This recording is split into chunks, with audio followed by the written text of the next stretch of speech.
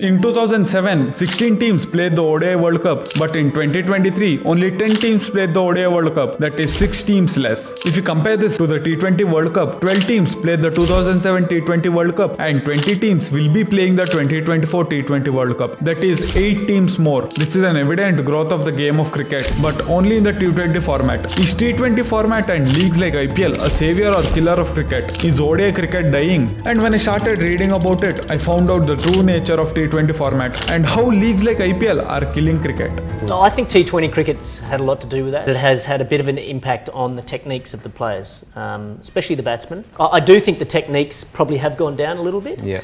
To understand whether T20 format is a savior or killer of cricket, let's first analyze the latest edition of the most famous T20 league in the entire world, that is IPL 2024. These are the records broken in IPL 2024. Sunrisers Hyderabad scored the highest total ever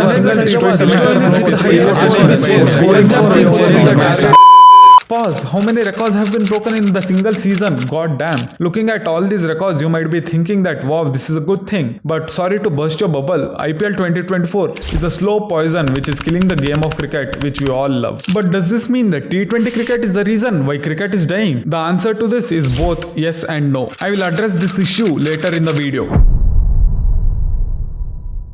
Although all these records sound good, but we have to realize that the records that are being broken has never even been threatened before the commencement of this IPL season. The records which seemed invincible have been broken multiple times in the season. Sudden progressions like this in any sport is very rare and it is generally not considered to be the progression in terms of skill. Before the commencement of this season, the score of 200 plus was a guaranteed victory, but in this season, even a mammoth total of 287 seems chaseable. Throughout the history in all the sports, there has been a gradual increase in the skill level and the pace at which they approach the records is also steady. The score of 250 plus was scored only twice in the history of IPL, that too one being in the 2023 season. But only halfway through this season, the teams have already scored a score of 250 plus a total of 8 times. This kind of increase in stats generally means that there are other factors in play. Any cricket fan or even a casual viewer would not believe that the record of 263 could ever be broken. But in this single edition, it has been destroyed not only once but 4 times and the season is still not over. The main reason for this is preparing of extremely flat pitches which gives no help to the poor bowlers who run in and put 100% of their effort just to get smashed throughout the park. For those who are not aware of it, the pitch plays a very crucial role in dictating how the match is going to play out. For example, green tops of England assist swing and seam bowlers, particularly early in the game, while the dry pitches in India is favourable for spin bowlers, offering significant turn and bounce. The pitches can be batter friendly or bowler friendly. They can also be bowler friendly in the first part of the game but change during the course of the match and turn into a batter friendly pitch. Hence, reading the pitches is a vital part of the game. In this season of IPL, the pitch curators are making extremely flat pitches, as a result of which the bowlers are not getting any kind of support from the pitch. The pitches are favouring the batters to a large extent.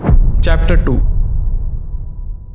Cricket has always been a batsman-dominant game and the bowlers are generally not given much importance, neither are they famous amongst the audience and fans. We can rarely see someone saying that their favourite player is a bowler. In this generation, majority of the people in India would answer to this question using 3 names: Virat, Rohit and Dhoni. Previously too, it has been the same. The fans enjoy high-scoring matches and would prefer them over a slow match where the bowlers are performing well. To keep up with the same hype and entertainment, the broadcasters need to ensure that it is a high-scoring match where the batters are trashing every ball. Hence, the pitch curators are instructed to prepare flat pitches which are generally batting friendly. Till this season, this was true and they used to create batting friendly pitches but would leave some scope for the bowlers to use their skills and get wickets. But in this season, the bowlers literally have zero help from the pitch. It doesn't matter where they bowl, it is going to be dispatched outside the ground. That is, if you are not Jasprit Bumrah. The bowlers who are previously not being valued are now being even belittled and trashed easily by every batsman out there. In what world would you imagine these kinds of score is normal to score in 20 overs? A few years ago, it was considered to be a good ODI score. And in what world would you imagine Karan Sharma smashing 3 sixes to Mitchell Stark? If the same continues, it is better to just place a bowling machine in place of the bowlers and let the batsman keep hitting every ball for a 6. I got a bit triggered and disheartened as I also play cricket and I am a fast bowling all-rounder. I agree that high scoring matches drive in more viewership and are also generally more entertaining, but there is a saying, too much of anything is not good. good. Even if you love pizza, if you only eat pizza for every meal, you will get tired and sick of it. The first match when SRH scored a mammoth total of 277 for 3 against MI was the only time where I actually enjoyed the batting and was hyped. I totally was not wishing for them to score less than 263. But after repetitive extremely high scoring matches, it got boring and was no longer fun. Scoring such high runs is not normal and it holds value for the very same reason. But in this season, such high scores are being normalized. Hence the anticipation and appreciation for the same has drastically decreased, making it boring and less exciting.